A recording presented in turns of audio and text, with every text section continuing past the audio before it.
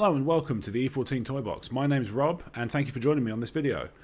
So this is the first one of the all-new, all-Heroclix Toybox format. So we're going to start with some gravity feeds. I mentioned, I think in episode 50, I still had some gravity feeds kind of piled up.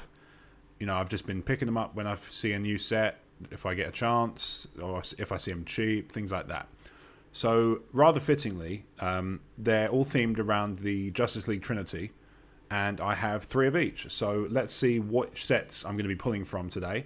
In fact, none of them are a surprise if you've watched the episode 50 Spectacular, which you can find in the playlist just below this. So, let's see which sets we got.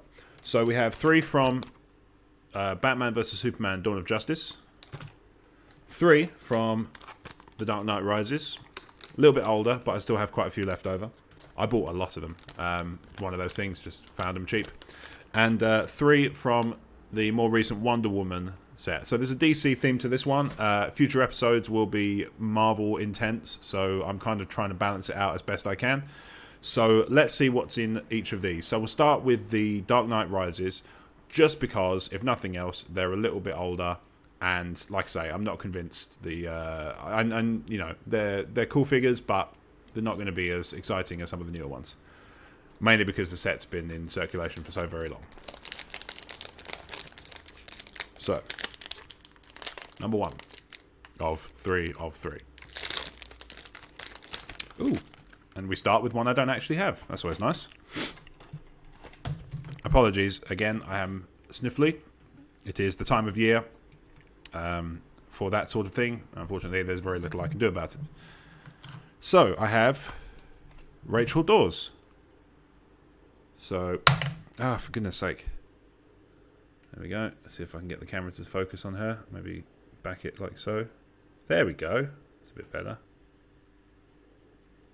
No, not quite. But you can see there. I'll stick a photo up in the corner so you can see it better.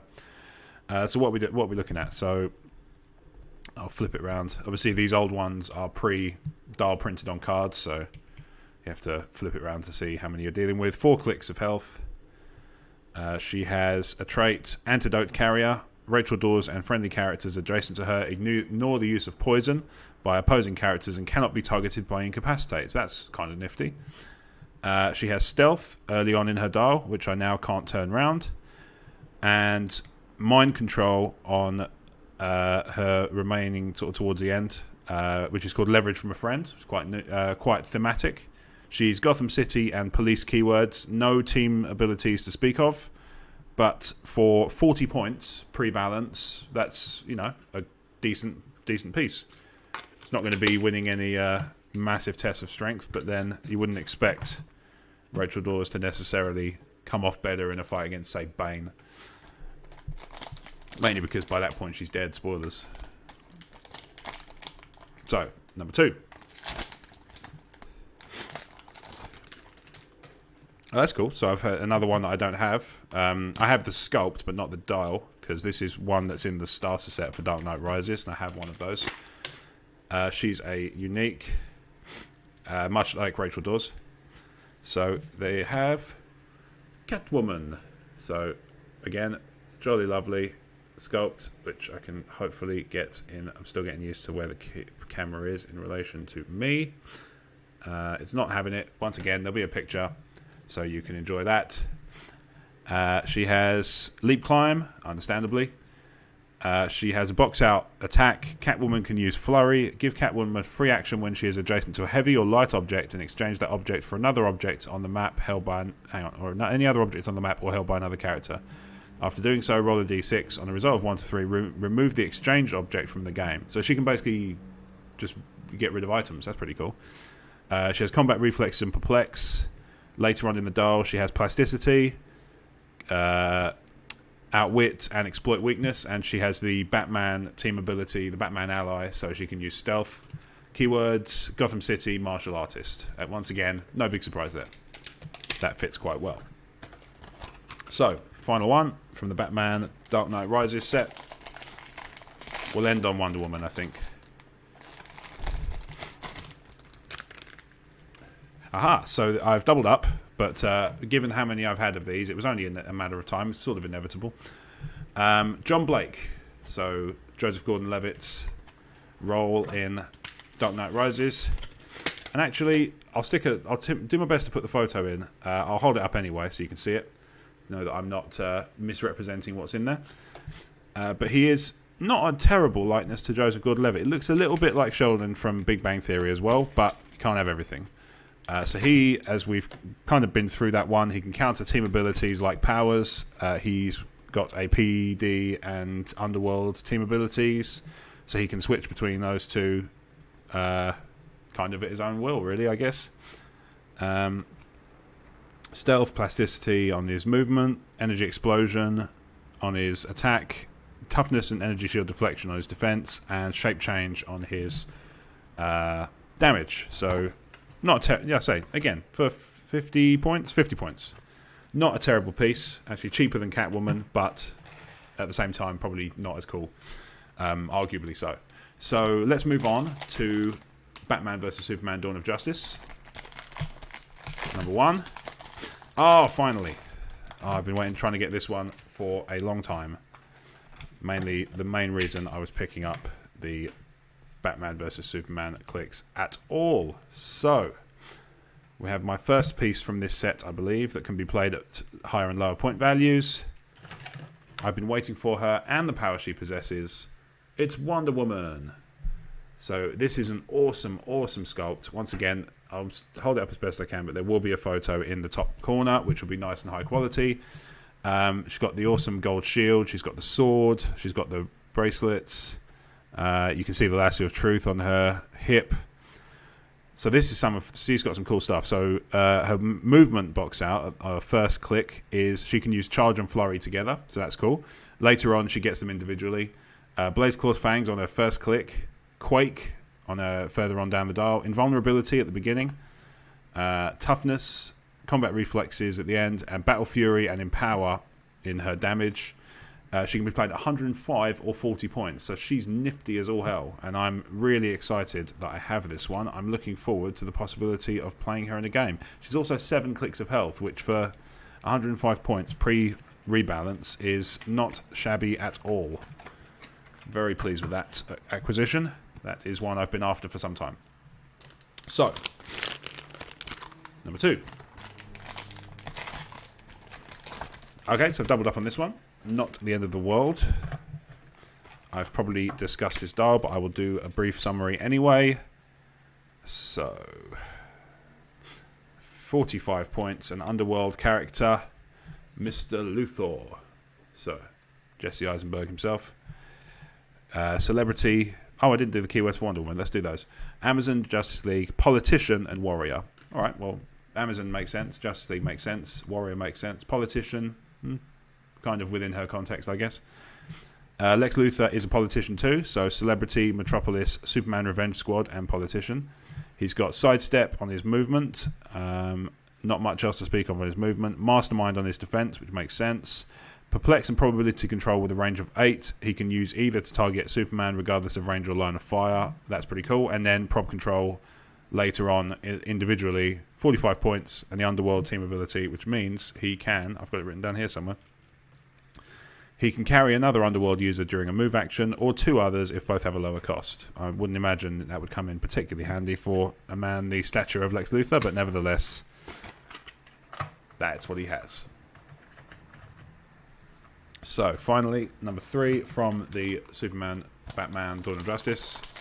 Come on, Superman. Ooh, okay. I think I might have this one, but nonetheless, it's pretty cool. 30 points, he's unique.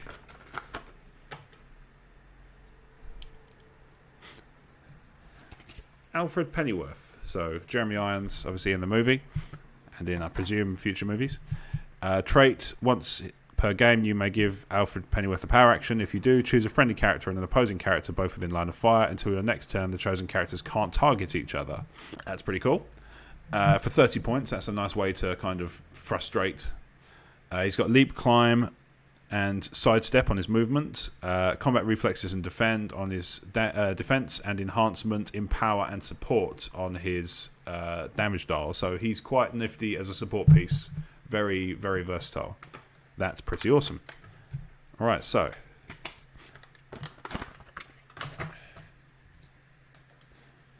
finally we move on to the set Wonder Woman.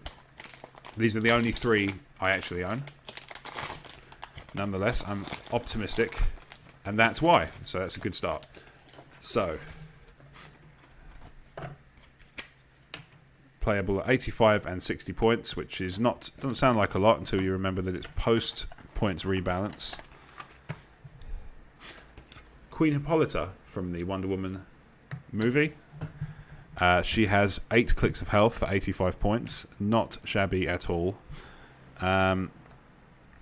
So let's break her dial down. So she's got a trait. She can use super senses for all characters with this trait, which is Amazon Sisterhood. When a friendly character with the Amazon keyword attacks an opposing character and actions resolve, you may give the character attacker an Amazonian token. So they tie into other stuff on the dial. So a defense box out, toughness. Friendly characters within 1 square with an Amazonian token can use Empower. When they do, when the attacker hits, remove an Amazonian token. Okay, so makes it slightly tougher to, they buff up based on those Amazonian tokens. And in similar way, Queen of the Amazons, Queen Hippolyta can use leadership. When she does and succeeds, instead of removing an action token, you may add an Amazonian token to all other friendly characters with the Amazonian keyword.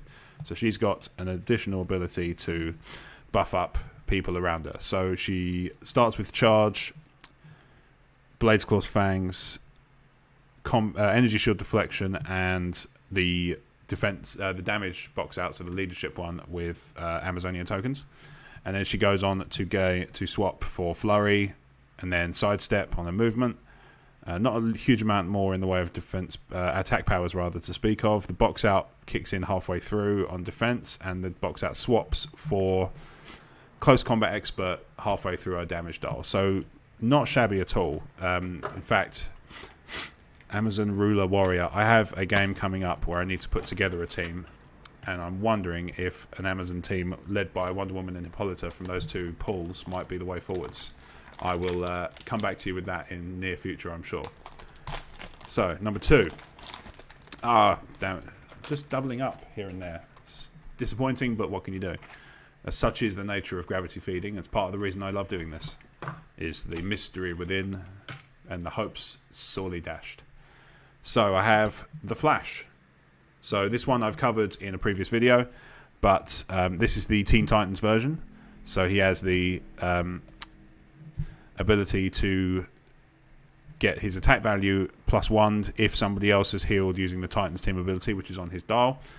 He has hypersonic speed, being able to use steel energy, and modifies his speed by +2. So that puts him on 11 all the way through because it's a movement power. When the Flash uses hypersonic speed, increases damage value by this action for every 5 different squares he's moved through this turn. So you can basically up your damage value by 2 if you do the full turn before you attack. Quake, super senses, combat reflexes, and close combat expert, finding his way through the rest of the dial. So nonetheless, despite the fact it's a double, it's still a nice piece, and it's still a cool pull. So finally, oh come on. Oh, not even, that's insult to injury. Not only have I doubled up further with the Flash, but I've doubled up with the same Teen Titans Flash. So, obviously in the episode 50, if you watch that, I got the 2 different variants of the Flash that are within the booster box, the gravity feed box. So Teen Titans and PD one. This one I've pulled 2 of the same Teen Titans version. So I won't go through the dial again. We've covered it just now, literally 45 seconds to a minute ago. So how long we've been doing? So we've been going about 15 minutes. I think that's a good time to cut this video, cut it short. Thank you for watching. If you've enjoyed the video, let me know. I'm still trying to work out what the best format is for displaying stuff, so let me know what you think of the things like the cards and stuff, and talking about the dials in the comments below. Look forward to more of those gravity feeds cropping up randomly. I still have quite a few, so I'm going to just intersperse them into the end of random booster videos. So look forward to more booster videos coming from the more recent Marvel sets on the E14 Toybox, and bye for now.